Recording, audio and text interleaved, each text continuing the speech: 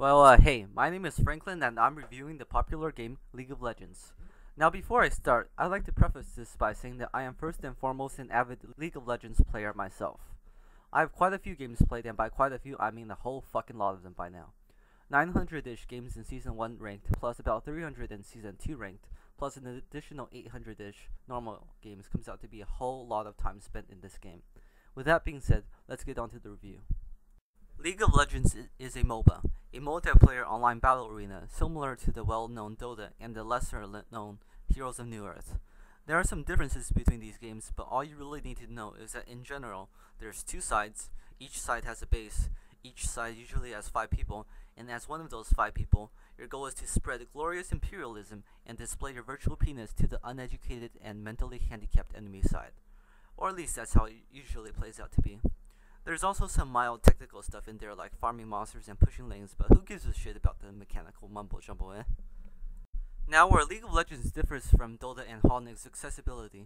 Comparatively, League of Legends is a lot easier to get into than the other MOBAs because of the lack of certain mechanics like denying and the game is, well, free.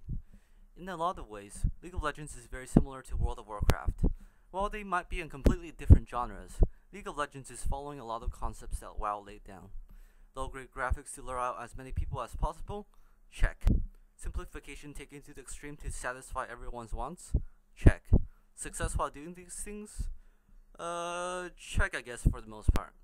One might even wonder if creative lead Tom Cattle is really still working at Blizzard in spirit. Now, that success is a double-edged sword. Because of the nature of League of Legends, with it being free and all that WoW related stuff, it becomes extremely easy for anyone to get into the game. You might be asking, but Franklin, isn't that a good thing? Well, my friend, yes and no.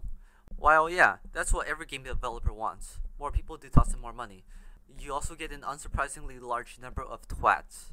You really have to understand the average intelligence of the player today, and then realize that half of them are even dumber than that. I can't count how many times I've been in a situation where I get into a game and wonder how the dumb shits, players, even got past the sign-up screen. Their mommies and daddies must have taken care of it for them. Like I sometimes literally just stare at the player, exasperated, wondering just what the fuck are you doing? Accessibility comes at a terrible price here. That is, a terrible community for the most part. Granted, not everyone's a complete fucktard, but golly does it sure seem that way. I guess that accessibility was just a trade-off Riot decided it was worth it.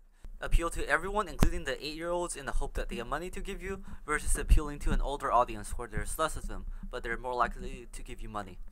To be fair, with today's self-entitled shithead kids, that is a good gamble to take that they'll get money from their parents to blow on your game. Furthermore, seeing how the people in Riot are in the game industry and I'm not, yet, one could say that they're more empowered to make such decisions about their games.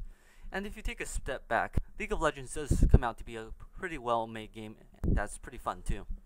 Just the community holds it back a bit. If the community gets better and Riot keeps working on the game, maybe this game really will become a legend someday. Ha ha. God, that was so fucking terrible.